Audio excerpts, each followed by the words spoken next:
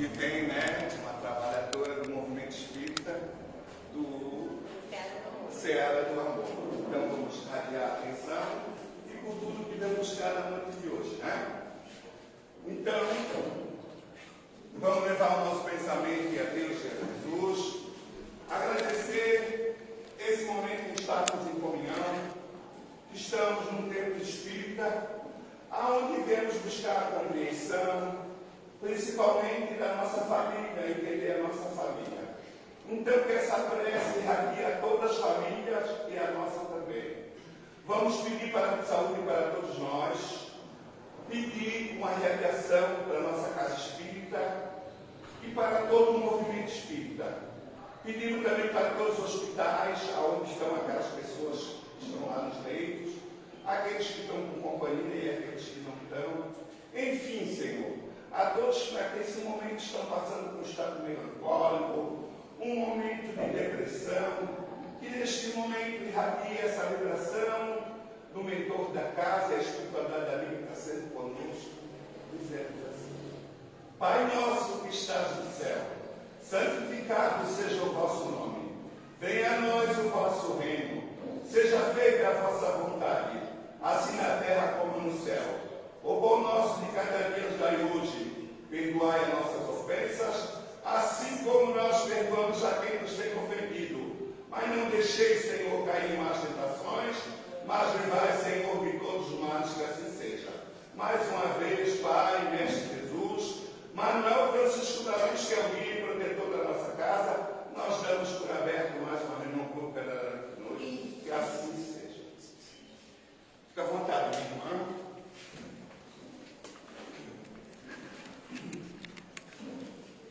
Boa noite a todos.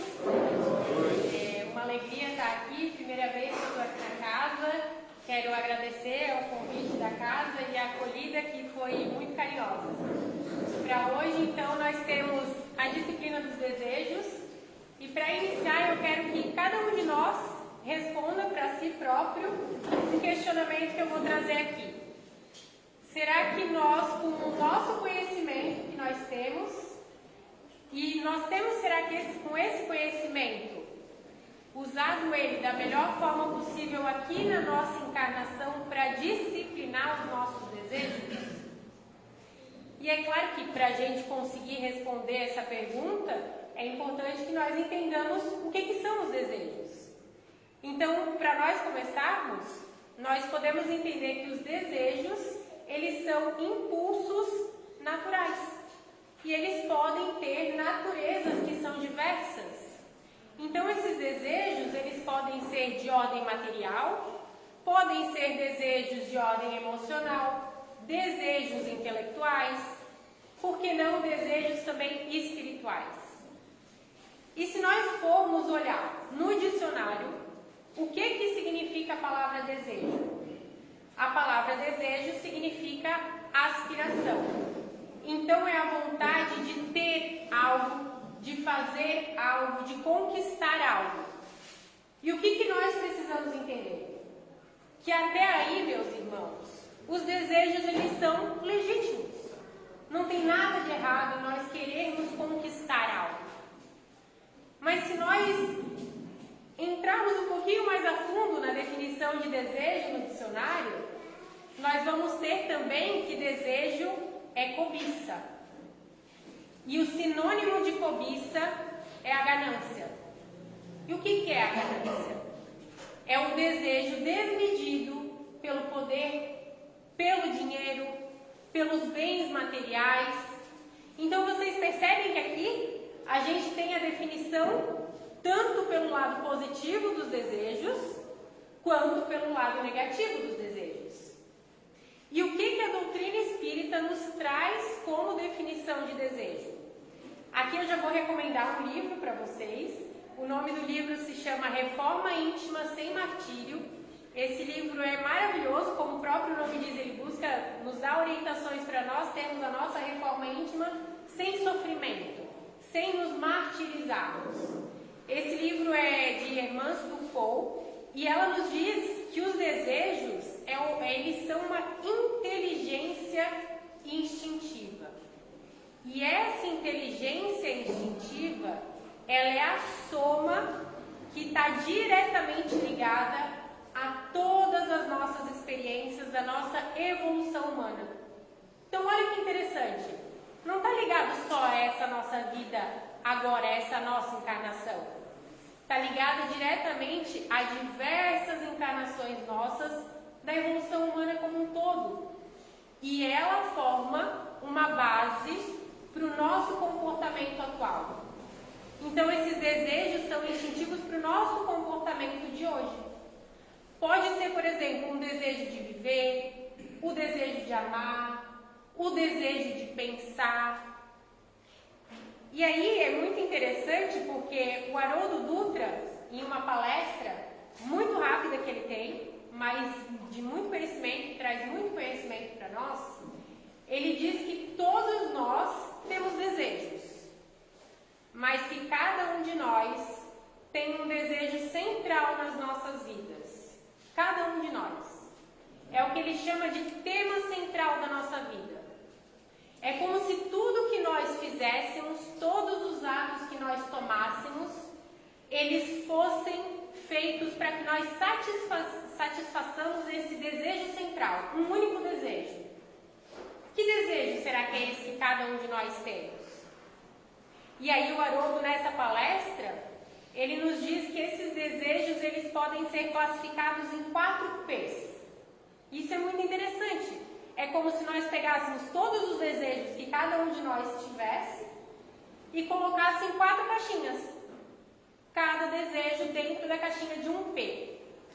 E quais P's que são esses?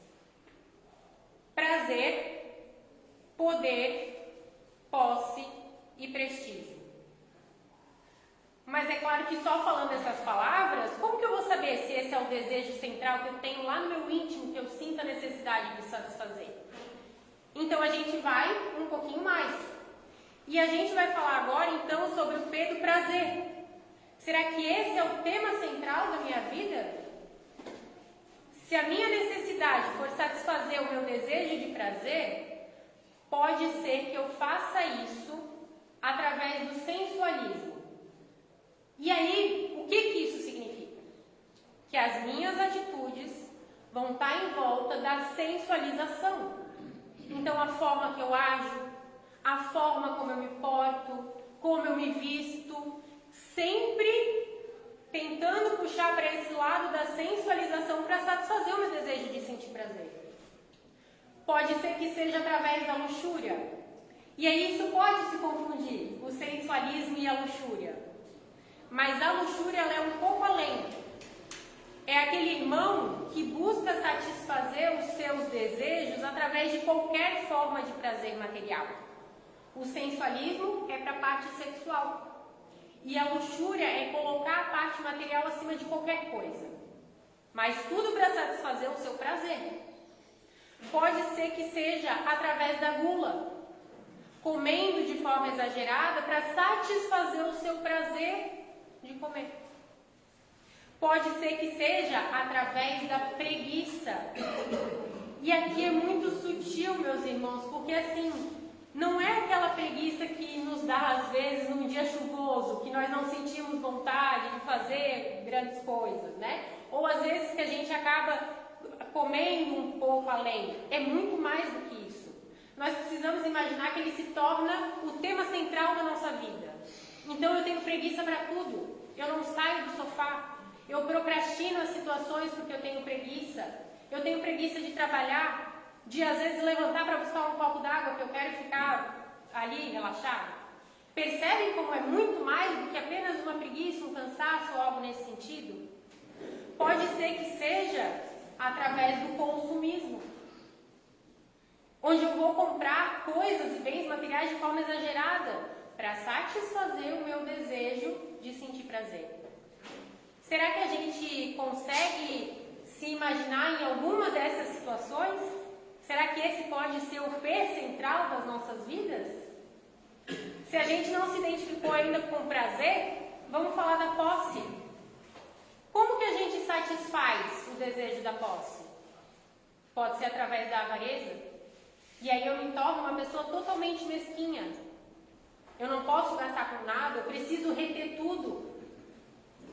Pode ser que seja através do apego. E quando nós falamos aqui de apego, muitas vezes nós lembramos de quê? De coisas materiais. Mas pode ser apego a pessoas, a situações. Então o apego é muito mais do que o apego a bens materiais.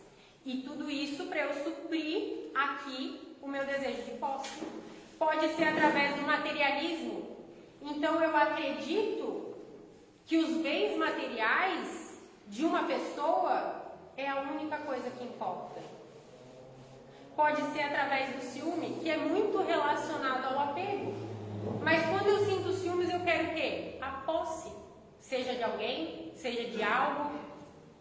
Se não for nenhum desses dois P's, que talvez a gente se identifique como tema central da nossa vida, pode ser que seja o poder. E para satisfazer o poder, o que nós fazemos? Agimos de forma totalmente arbitrária com as pessoas. O que é essa arbitrariedade? É querer impor a nossa opinião e fazer do nosso jeito, não importa com quem estejamos falando, não importa a situação. Para quê? Para ter poder. Pode ser que seja através da ira, e aqui ela anda em conjunto com a violência, porque muitas vezes a pessoa que tem essa raiva, essa ira, isso acaba transbordando e se transforma em violência. E isso é para satisfazer o desejo de poder. Porque quando esse irmão, ele quer dominar essa situação e quer se sentir superior aos outros. Pode ser através da arrogância, da prepotência, nos acharmos superiores ao nosso próximo. Bom, se não foi, se eu ainda não consegui me identificar com nenhum desses desejos, pode ser que o tema central da minha vida seja o prestígio. O que é o prestígio? Eu quero ser prestigiado o tempo inteiro. Eu quero ser o centro das atenções. E para que isso aconteça, o que eu vou fazer? De que forma eu vou agir? Muitas vezes através do exibicionismo, se exibindo de forma exagerada para ser o centro das atenções, para saciar essa necessidade, esse desejo de prestígio. Pode ser através da soberba. Então eu me coloco acima dos outros, mas olha que interessante. Não é para ter poder. É para eu me diferenciar no meio das outras pessoas pelo prestígio e não pelo poder. Então isso daqui nós precisamos refletir, porque com certeza, meus irmãos, algum desses desejos nós temos lá no nosso íntimo. E é claro que como a gente vem buscando o nosso aperfeiçoamento, viemos nos tornando cada vez mais conscientes, por vezes a gente pensa, mas é difícil identificar qual é esse desejo em mim. É mais fácil às vezes a gente talvez identificar até o desejo do outro, né? Porque é nosso também costume a gente primeiro olhar para o outro para depois olhar para a gente. Então, às vezes a gente vai falando aqui, já estou pensando qual é o desejo de fulano, né? Do meu marido, da minha esposa, do meu pai, da minha mãe. Mas e olhar para os nossos? E é claro também que muitas vezes nós vamos pensar, poxa, mas eu não sou uma pessoa violenta. Eu jamais mataria um irmão para roubar de alguém, para sanar esse desejo da posse de bens materiais. Mas com certeza, meus irmãos, talvez em algum momento da nossa jornada, em tantas encarnações que nós já tivemos, nós já fizemos isso. E esse desejo central dentro de nós, ele segue sendo o mesmo. Então, em todas as encarnações que nós temos, nós somos colocados em situações para que nós possamos ir contra esse desejo central que nos faz mal. Então, por vezes, eu sou líder de uma equipe no meu trabalho. Por quê? Será porque o meu desejo central é o poder e eu preciso aprender a agir de forma diferente? Pode ser que eu trabalhe, talvez, com algo relacionado a dinheiro, algo nesse sentido. Pode ser que o meu desejo central já foi a posse e talvez eu já lesei financeiramente muitas pessoas. Então, que nós possamos perceber que esse desejo central, ele vem conosco a encarnações e encarnações diversas. E aqui é a melhor oportunidade que nós temos de fazer diferente, de fazer melhor. É muito importante a gente entender que todos esses desejos, eles têm como base o orgulho e o egoísmo. Se nós avaliarmos, todos esses desejos têm o orgulho e o egoísmo como base. E o orgulho e o egoísmo são as chagas da humanidade. Como em tantas literaturas nós já vimos. Em João capítulo 2, em versículo 15 a 17, ele nos diz o seguinte: não amem o mundo e nem o que nele há. Se alguém ama o mundo, o amor do Pai não está nele. Pois tudo o que há no mundo, a cobiça da carne, a cobiça dos olhos, a ostentação dos bens, não provém do Pai, mas do mundo. O mundo e a sua cobiça passam, mas aquele que faz a vontade de Deus permanece para sempre. O que são as coisas do mundo? São esses desejos materiais que incessantemente nós buscamos. E o que nós temos que buscar? Ao Pai. Nós temos que buscar a Deus. As coisas do mundo passam. E que então nós não façamos, meus irmãos, das nossas vidas uma busca incessante pelas coisas materiais, por esses desejos materiais. E aí é muito interessante, porque aqui a gente está falando desses desejos, mas será que ter esses desejos é uma coisa totalmente ruim? Porque não deveria ser, se nós avaliarmos bem. E aí, numa pergunta do Livro dos Espíritos, na questão 908, Kardec pergunta para os espíritos: quando as paixões, que são os desejos, eles deixam de ser bons e passam a ser maus? Então, quando acontece isso? E aí os espíritos respondem: as paixões são como um cavalo. Então, quando esse cavalo ele é governado, ele tem utilidade, mas se torna perigoso quando passa a governar. O que nós podemos entender com isso? Que quando esses desejos eles passam a governar a nossa vida, é que eles se tornam perigosos. Por quê, meus irmãos? Não foi pelo desejo de nós termos mais qualidade de vida que hoje nós moramos em residências que são muito mais confortáveis? Que nós temos água encanada? Que nós temos um veículo que nos transporta, não precisamos mais, na grande maioria das vezes, andar a pé, nos deslocar por distâncias e distâncias? Não foi pelo desejo de nós termos mais saúde, mais longevidade, que hoje a gente tem a cura para várias doenças, inclusive a prevenção para muitas doenças? Então, olha como desejar é importante. Ele nos impulsiona a nós também termos conquistas. Lembra lá no início? O que era o sinônimo do desejo? Nós queremos ter algo, conquistar algo, então eles são importantes. Só que nós temos que ter cuidado. Eles não podem dominar a nossa vida. E mais do que isso, nós temos tipos de desejos. Então nós temos desejos que são superiores. Esses desejos superiores, eles vão nos aproximar de Deus. E automaticamente nos afastam desses desejos materiais inferiores. Mas se os meus desejos forem inferiores, o que acontece? Eu me aproximo do material e eu me afasto de Deus. E a questão 614 do Livro dos Espíritos é muito clara, quando diz que a lei natural é a lei de Deus. Ela é a única verdadeira felicidade para o homem. É essa lei de Deus que vai indicar o que a gente deve fazer ou o que nós não devemos fazer.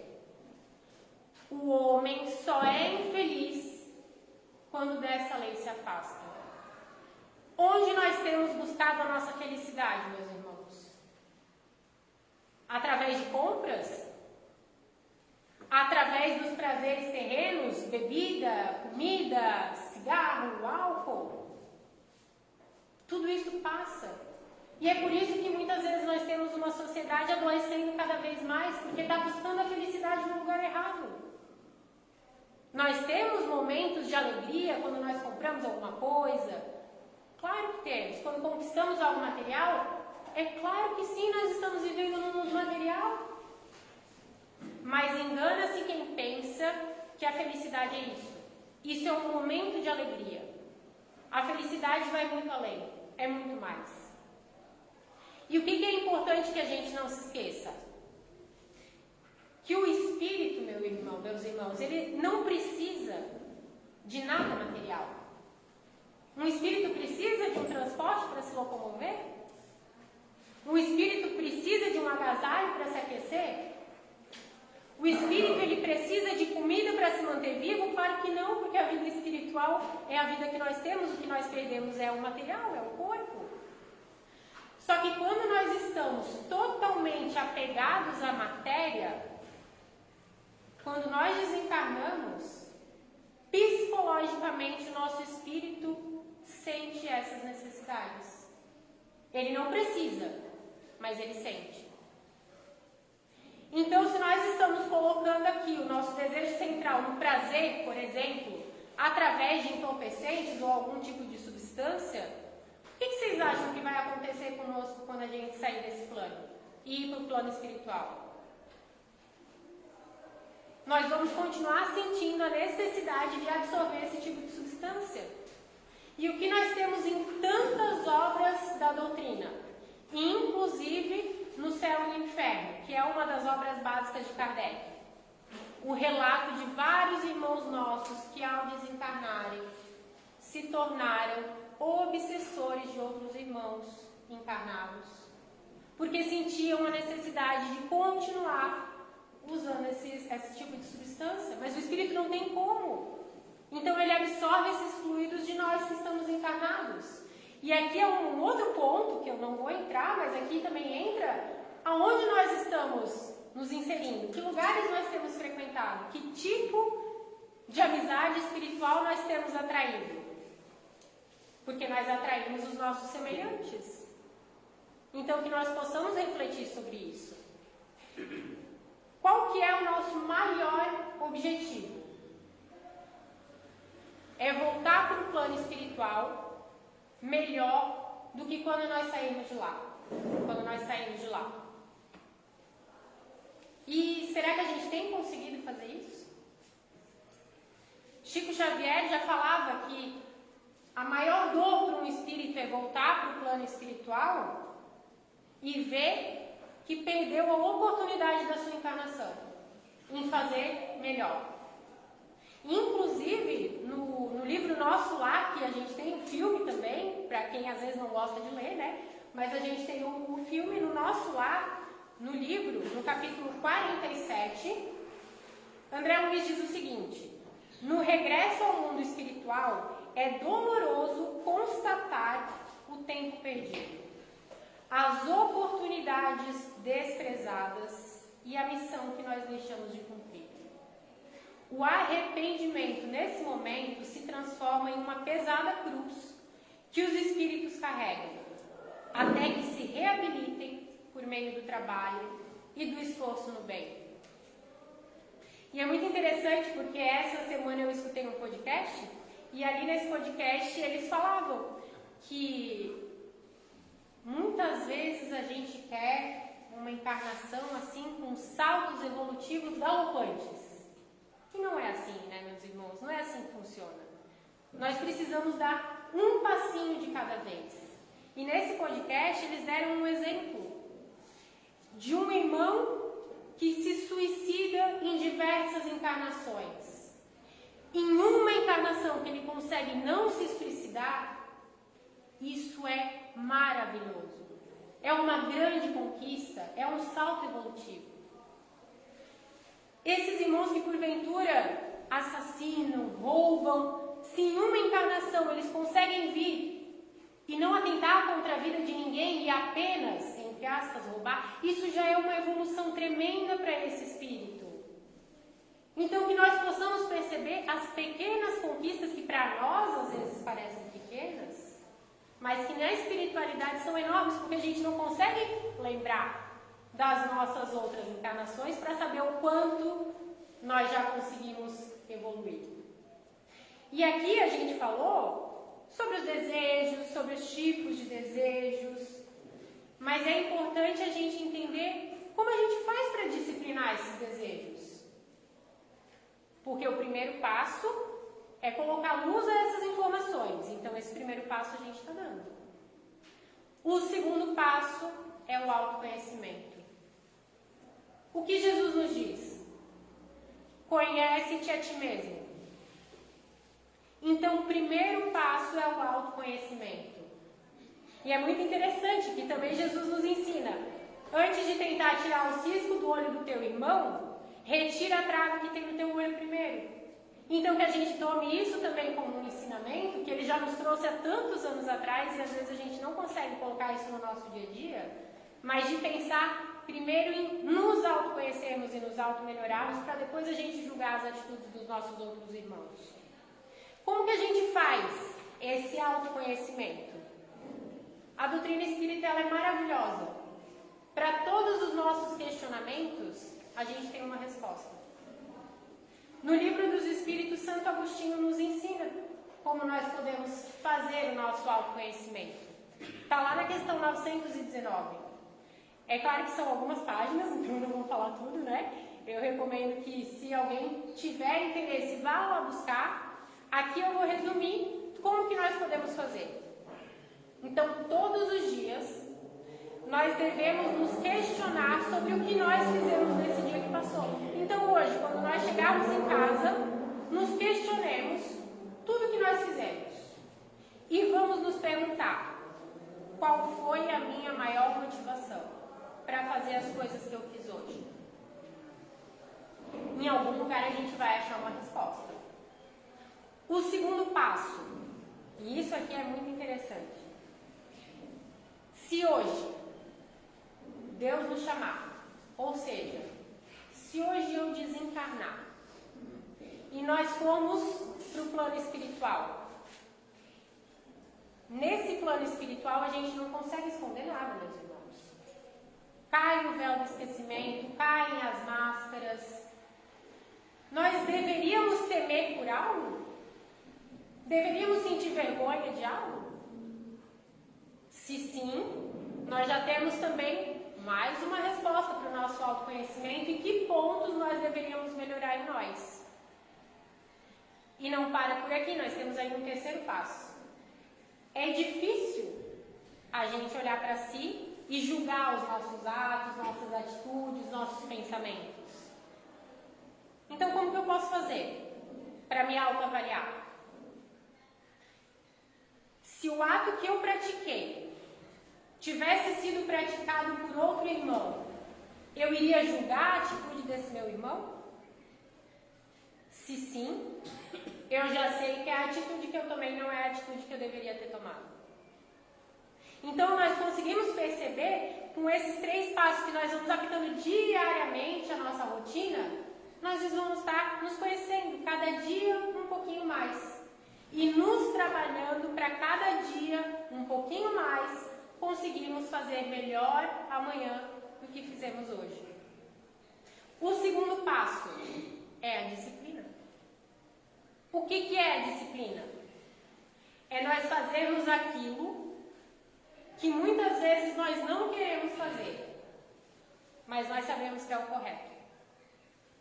É aquilo que nos tira da intenção e nos coloca na ação. Isso é a disciplina. E naquele livro que eu falei no início, Reforma Íntima Sem Martírio, de Irmãs do Fogo, ela nos diz que nós devemos, no momento desse sentimento dos desejos, aplicar a disciplina e ter a constância. Só que o que é muito importante? E aqui eu vou ler para trazer na íntegra aquilo que ela fala. Que nós devemos fazer a contenção dos nossos desejos, só que sem revolta. Porque a contenção com revolta se torna repressão e neurose. A gente deve repetir a atitude de fazer a contenção de forma consciente, porque a repetição com descrença se torna desmotivação e rotina vazia. A contenção com compreensão é vigilância e domínio. A repetição com idealismo é um hábito novo e crescimento. A contenção amplia a vontade no controle sobre si mesmo. E a repetição planifica pela vivência o desenvolvimento de habilidades educativas dos desejos. Então não basta que nós contenhamos com revolta e nem repetir sem acreditar. É importante nós entendermos e fazermos essa contenção sem revolta. Então, meus irmãos, a doutrina, ela traz uma série de informações para que a gente consiga direcionar os nossos passos no caminho de Deus. Que nós possamos seguir os passos do nosso Mestre Jesus. E tão importante quanto isso é nós entendermos que vai ser difícil, vai ser demorado, vai ser lento. Que nem eu falei, não adianta querer dar saltos quânticos. E que nós possamos ser misericordiosos com as nossas falhas, com os nossos erros, assim como somos com os erros dos próximos. E que nós precisamos ser, não é? Para nós irmos finalizando aqui, que já está dando meu tempo, é importante que nós lembremos que nós vivemos no mundo e nós estamos aqui no mundo material para nós aprendermos a conviver com esse mundo material. Mas que nós não devemos nos apegar a esse mundo. Porque tudo isso daqui é transitório. É igual uma escola. Se estivéssemos apegados à escola lá atrás, não sairíamos dela? E a vida também é tão boa depois que nós passamos as fases, depois que nós passamos as séries, não é? Lá atrás parecia ser difícil. Às vezes a gente pegava a recuperação. Então, conforme a gente vai amadurecendo, passando pelas séries, vai ficando melhor. Nada como o amadurecimento. E o amadurecimento espiritual é ainda melhor. Então, meus irmãos, eu agradeço a atenção de todos. Eu espero que nós possamos sair daqui do dia de hoje com um pouquinho mais de conhecimento para trabalhar o nosso autoconhecimento. Que a paz de Deus, o amor de Deus e de Jesus esteja sempre conosco. Uma semana iluminada a todos.